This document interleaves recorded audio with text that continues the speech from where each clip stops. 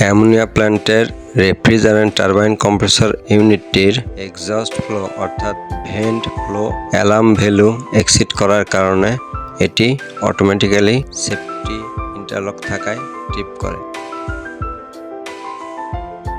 বন্ধ হওয়ার পর এর ফল্ট আইডেন্টিফিকেশন করা হয় এবং বিভিন্ন প্যারামিটার চেক করে এর ড্রাই গ্যাস সিল ইউনিটে সমস্যা রয়েছে বলে পরিগণিত হয়। সমস্যা সমাধানে পুরাতন ড্রাই গ্যাস সিল ইউনিটটি খুলে নতুন ড্রাই গ্যাস সিল ইউনিট লাগানোর মাধ্যমে সমস্যা দূর করা হয়।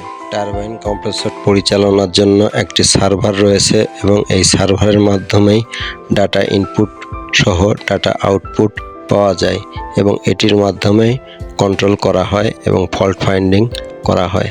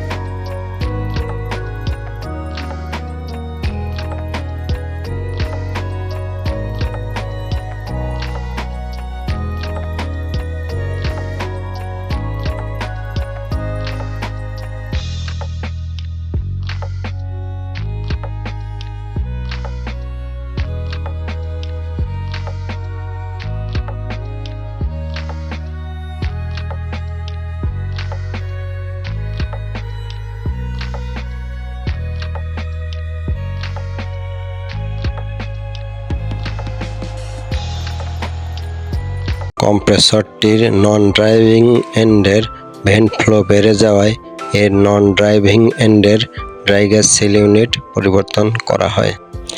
ড্রাই গ্যাস সিল ইউনিটটি খোলার জন্য এর টপ কভার সহ পুরাতন ড্রাই গ্যাস সিল খোলা হয় এবং ড্রাই গ্যাস সিলের সাথে ভাইব্রেশন প্রব সহ টেম্পারেচার প্রব রয়েছে। নতুন ড্রাই গ্যাস সিল ইউনিট লাগানোর পর এর টেম্পারেচার প্রবগুলো সঠিকভাবে অ্যাডজাস্ট থাকলেও ভাইব্রেশন প্রবগুলো ফিটিং করে এটির প্রক্সিমিটি সেন্সর অ্যাডজাস্টমেন্টের মাধ্যমে এটি ভোল্টেজ অ্যাডজাস্ট করা হয়। প্রক্সিমিটি সেন্সর অ্যাডজাস্ট করার সময় মাল্টিমিটারের সাহায্যে এর ডিসি ভোল্টেজ চেক করা হয় এবং কন্ট্রোল রুমের সাথে যোগাযোগ করে ভোল্টেজটা সঠিক আছে কিনা চেক করা হয়।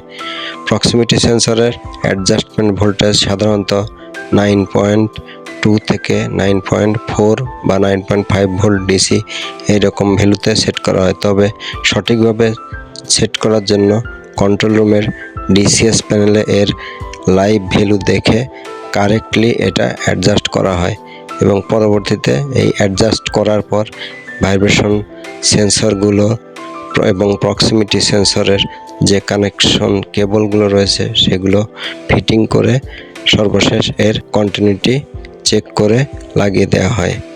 এভাবেই প্রক্সিমিটি সেন্সর অ্যাডজাস্ট করে পরবর্তীতে কম্প্রেসর চালু করা হয়। কম্প্রেসরের রোটর অ্যালাইনমেন্টের জন্য রোটরটি প্রথমে এক সাইডে নেওয়া হয় এবং পরবর্তীতে এটিকে অপর সাইডে নেওয়া হয়। এক পাশ থেকে আরেক পাশে নেওয়ার সময় এর সম্পূর্ণ ডিসপ্লেসমেন্ট হিসাব করা হয়। এই ডিসপ্লেসমেন্ট ভ্যালুর হাফ ভ্যালু পর্যন্ত রোটরটিকে এর পজিশন মতো মিড পয়েন্টে নিয়ে পরবর্তীতে এই পজিশনে প্রক্সিমিটি সেন্সরের ভোল্টেজ অ্যাডজাস্টমেন্ট করে রোটরের পজিশনটা সেট করা হয় এবং ভাইব্রেশন ভ্যালু সেট করা হয়।